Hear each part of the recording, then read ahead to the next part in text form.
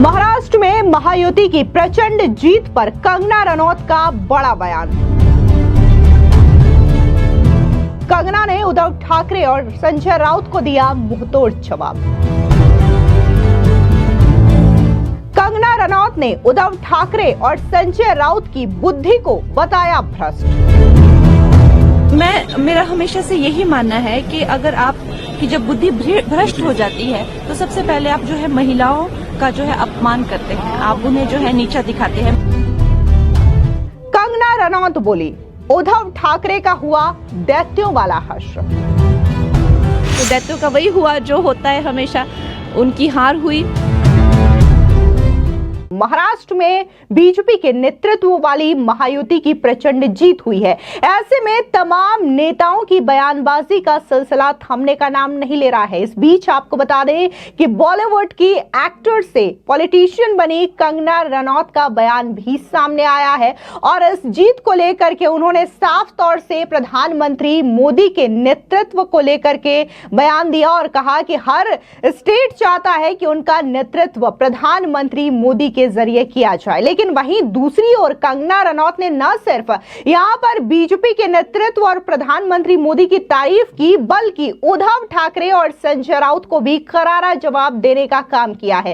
दरअसल कंगना रनौत ने साल 2020 के उस घटनाक्रम को याद दिलाते हुए कहा कि जिस तरीके से उन्होंने मेरे साथ बर्ताव किया, एक महिला को भद्दी भद्दी गालियां दी, महिला के साथ अपमान भरा सलूक किया, उन्होंने मेरा घर तोड़ दिया। आज ये तमाम चीजें उन्हीं का परिणाम है, क्योंकि जिस तरीके से उन्होंने एक महिला के साथ अत्याचार किया, बर्ताव किया, ऐसा बर्ताव एक दैत्य ही करता है, जिसकी वजह से आज जो चुनावी नतीजे सामने आए उसमें संजय राउत और उद्धव ठाकरे का हर्ष दैत्यों वाला हुआ। इतना ही नहीं, कंगना रनौत ने तो सीधे तौर पर यह तक कह दिया कि कैसे उद्धव ठाकरे और संजय राउत की बुद्धि भ्रष्ट हो चुकी थी, जिसकी वजह से महाराष्ट्र के चुनावी परिणाम इस तरीके से ही आने वाले थे। सुनिए एक बार कंगना रनौत का ये बयान। जो भारतीय जनता पार्टी है, आज पूरा देश जो है प्रधानमंत्री जी के नेतृत्व पे विश्वास कर रहा है और चाहे वो लोकसभा के नतीजे हो, चाहे वो विधानसभा के इलेक्शंस हो, हर जगह जो है भारतीय जनता पार्टी के जो कार्यकर्ता है, जो हमारा नेतृत्व है, उनका जो एक पूरा मिलके जो कॉम्बिनेशन बना हुआ है, तो अब भारत यही चाहता है कि नरेंद्र मोदी जी ही उनका हर जगह नेतृत्व करें, क्योंकि चाहे सीएम का फेस हो चाहे नहीं हो, आपको पता है लोग वोट जो है वो मोदी जी के लिए देते हैं। लेकिन महाविकास अघाड़ी के लोग कह रहे हैं कि ईवीएम ने जितवाया है, जनता ने नहीं जितवाया। देखिए, अब जो लोग हार जाते हैं, एक तो वो या तो वो एक डिग्निफाइड स्टांस ले सकते हैं, या तो वो छोटी बचकानी बातें कर सकते हैं। इनकी बचकानी ही बातें, मैं खुद महाराष्ट्र में जाके आई हूँ और वहाँ पे जो क्रेज जो है, मोदी जी का जो क्रेज है, इट इज अनबिलीवेबल। और उसके उपरांत जो है, चाहे लाडली बहन स्कीम हो, चाहे जो भी हो, जिस तरह से उन्होंने काम किया है, संगठन ने काम किया है, ये उसको वो चाहे तो उससे सीख सकते हैं, लेकिन आई थिंक उनकी ऐसी प्रवृत्ति नहीं है। मैडम, क्या लगता है उद्धव ठाकरे की आपका एक कमेंट बहुत वायरल हो रहा है कि आज मेरा घर टूटा है, कल तुम्हारा अहंकार टूटेगा, आप आज कैसे देखते हैं इसको?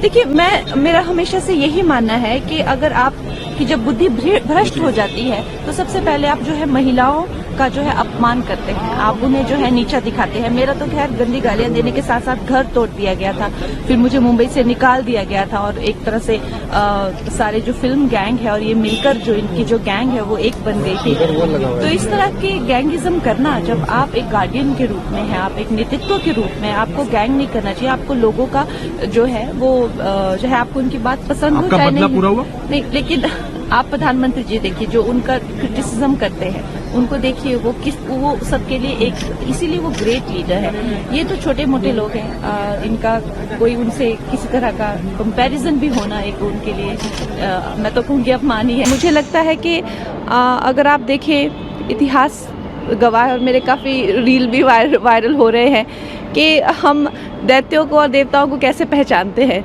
जो महिलाओं की इज्जत उतारते हैं वो उसी श्रेणी के होते हैं, दैत्य ही होते हैं। और जो महिलाओं को सम्मान देते हैं, आज हमें अगर महिलाओं को 33% रिजर्वेशन चाहे दिया हो, चाहे टॉयलेट्स दिए हो, चाहे अनाज दिया हो, चाहे गैस सिलेंडर्स दिया हो, तो उससे पता चलता है कि कौन देवता हैं और कौन दैत्य हैं। तो दैत्यों का वही हुआ जो होता है हमेशा, उनकी हार हुई।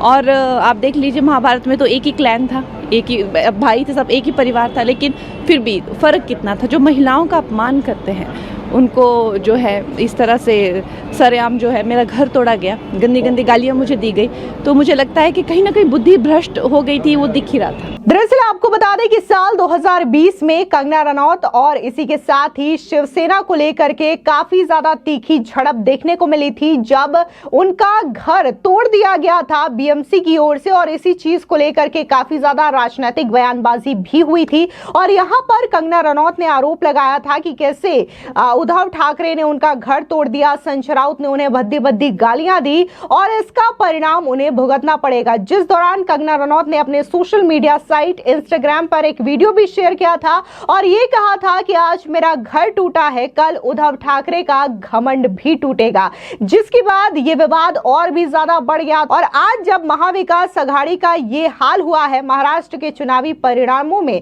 तो कंगना रनौत का ये बयान एक बार फिर से सुर्खियों में आ गया है। लेकिन आप भी सुनिए कि आखिर उस वक्त कंगना रनौत ने इसको क्या कहा था, जिसकी वजह से उनका एक बयान एक बार फिर से सोशल मीडिया पर छाया हुआ है। उद्धव ठाकरे, तुझे क्या लगता है कि तूने फिल्म माफिया के साथ मिलके मेरा घर तोड़ के मुझसे बहुत बड़ा बदला लिया है? आज मेरा घर टूटा है, कल तेरा घमंड टूटेगा। ये वक्त का पहिया है, याद रखना, हमेशा एक जैसा नहीं रहता। और उद्धव ठाकरे, ये जो क्रूरता और ये जो आतंक है, अच्छा हुआ ये मेरे साथ हुआ, क्योंकि इसके कुछ मायने हैं। जय हिंद, जय महाराष्ट्र। आपको बता दें कि उस दौरान कंगना रनौत का कई सारा बयान काफी ज्यादा सुर्खियों में छाया था, जिसमें न सिर्फ उन्होंने उद्धव ठाकरे संजय राउत पर ताबड़तोड़ हमले किए थे, बल्कि उन्होंने पूरी तरीके से बॉलीवुड को लेकर के भी कई सारे हमले बोले थे और ये कहा था कि पूरा का पूरा बॉलीवुड एक सिंडिकेट के रूप में काम करता है, जो मुझे बॉलीवुड में देखना पसंद ही नहीं करना चाहते और लगातार मुझे बाहर करना चाहते हैं। कंगना रनौत तो बकायदा ये तक कहती है कि न सिर्फ बॉलीवुड में मुझे फिल्में देना बंद कर दिया गया, बल्कि मुंबई में मुझे रहने के लिए भी वो लोग ये सोच रहे थे कि कैसे ये मुंबई से बाहर जाए। एक तरीके से उन्होंने मुझे मुंबई से ही निकाल दिया था। ये तमाम चीजें उस दौरान कंगना रनौत ने कही थी और उस टाइम पे सुशांत सिंह राजपूत के मर्डर मिस्ट्री को लेकर के भी काफी ज्यादा सवाल उठे थे और उस वक्त भी उद्धव ठाकरे की जो एमवीए वाली सरकार है वो भी सवालों के घेरे में आई थी। लेकिन आज जब महाराष्ट्र में बुरी तरीके से महाविकास अघाड़ी की हार हुई है, उद्धव ठाकरे संजय राउत की हार हुई है, तो इसको लेकर के कंगना रनौत उद्धव ठाकरे और संजय राउत पर बरसती हुई नजर आई और उन्होंने साफ तौर से कह दिया कि जो महिलाओं का अपमान करते, जो महिलाओं को भद्दी भद्दी गालियां देते हैं, उनका हश्र तो इस तरीके से होना ही था। और ऐसे में कंगना रनौत का ये वीडियो काफी ज्यादा वायरल हो रहा है। आपको याद दिला दे, इससे पहले जब मंडी सीट से बीजेपी ने कंगना रनौत को टिकट दिया था, तब भी कई तरीके के सवाल उठ रहे थे कि क्या कंगना रनौत सीट जीत पाएंगी या नहीं जीत पाएंगी। लेकिन कंगना रनौत ने इन तमाम सवालों पर चुप्पी लगाने का काम किया और देखने को मिला कि हिमाचल प्रदेश के चुनावों के दौरान कैसे उन्होंने मंडी सीट निकाल ली और यहां पर प्रचंड बहुमत के साथ उन्होंने लोकसभा चुनावों में ऐतिहासिक जीत हासिल की, जिसके बाद वो संसद पहुंचती हैं और संसद से लेकर के अब सड़क तक वो तमाम मुद्दों को उठाती हुई दिखाई दे रही हैं। और अब जिस तरीके से महाराष्ट्र में चुनावों के बाद जो नतीजे आए, उसके बाद वो महाविकास अघाड़ी पर भी जमकर बरसती हुई दिखाई दी। फिलहाल महाविकास अघाड़ी की बात करें तो आज तो महाविकास अघाड़ी की ऐसी सिचुएशन है कि उनके पास नेता प्रतिपक्ष बनने तक की स्थिति नहीं है, क्योंकि अगर हम कांग्रेस की बात करें, शरद पवार गुट की बात करें या फिर उद्धव गुट की बात करें, तो उनके पास 10% का जो आंकड़ा होता है जिससे कि महाराष्ट्र की विधानसभा में नेता प्रतिपक्ष का रोल मिल सके, तो ये रोल भी अब महाविकास अघाड़ी के पास नहीं होने वाला। फिलहाल आपको क्या लगता है कि कंगना रनौत ने जिस तरीके से मुंहतोड़ जवाब देने का काम किया है, तो इसको लेकर के आपकी क्या राय है? कमेंट सेक्शन में जरूर बताएं। धन्यवाद।